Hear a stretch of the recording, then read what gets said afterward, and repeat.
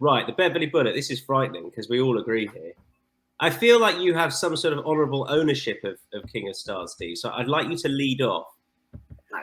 Like 10.0 is fair enough, isn't it? But then how's he going to find the £8 he needs to find with the favourite, Steve? It's £8 on what? Official rating. Oh, official ratings. They don't mean anything. Enlisted races and group races. You mean? Is that those ones? Oh, okay.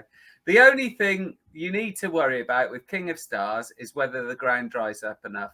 Because if it's on the softish side, but it's not as soft as according to the official goings. I think it's good to soft in places with dew and a sunny couple of days and a warm couple of days. So hopefully it'll dry out. Now it's owned by Bill Esdale, that a lot of us know in the press, and he's a good mate of mine. And he said to me, I wasn't at York, but he went up to watch it at York, and he said to me that a TV presenter approached him and said, oh, well, because King of Stars was beaten a short haired or something. And he says, the only thing you need to do with this horse, Bill, is to stop Steve Jones tipping it. Well, I didn't tip it at York, and it nearly bloody won. That was me. Oh, really? Guilty. This is a fast horse, King of Stars. This is a very, very fast horse. And if you can run off it was 98 when he was second in that red hot 5.5 furlong handicap at York. If you can run to that, then you're up to this sort of level. You only have to look at the previous Beverley Bullet kind of winners. It's not hard to step out of good handicaps and be competitive in this kind of race. The draw's nothing to worry about because nothing will lead this horse. He's just too quick.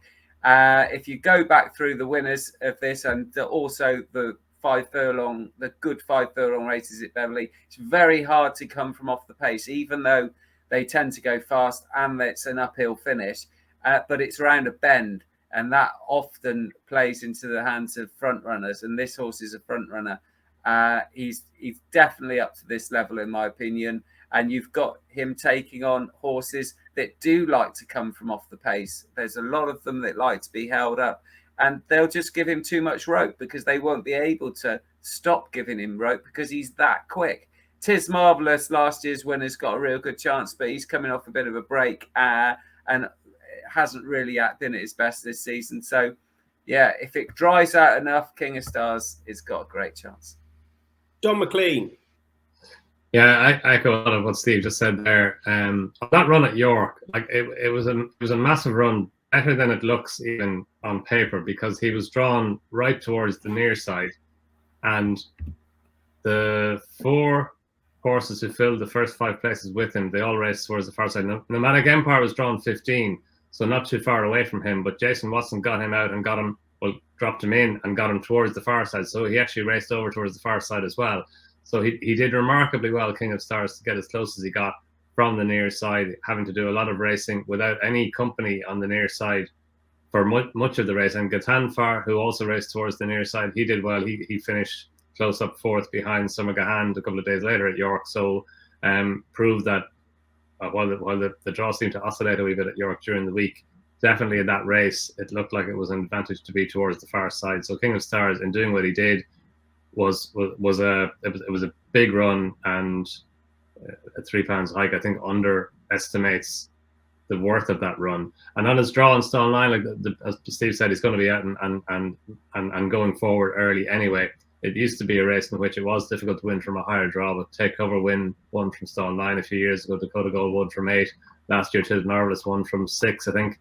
And Tis Marvellous, you can understand why he's favourite, last year's winner, and he's actually back to official ratings. He's rated higher than he was last year. But again, as Steve says, he came into the race last year on the back of a win in the Shergar Cup and the Shergar Cup Dash. He hasn't run this year since he finished down the field in the King's Stand. Obviously, a much better race, but the fact that he was well beaten, and he just doesn't come into the race in the same form that he was in last year.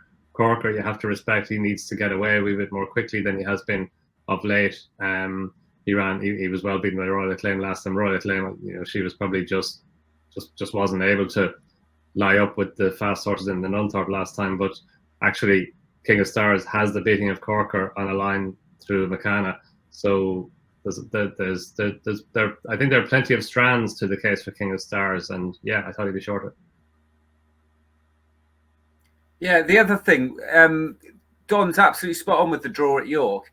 He was drawn very high, and it was all going on the far side, and he drifted from that one of the highest draws into not just the middle of the track, the far side, but that was intentional. Sylvester de Souza said he felt his wheels were spinning a bit early on, and he wanted to get him into what he considered the fastest part of the track. So although he looked like he was hanging at York, he actually wasn't. That was a move that Sylvester de Souza thought that he had to make because the ground was quicker in the middle, and he obviously likes quick ground.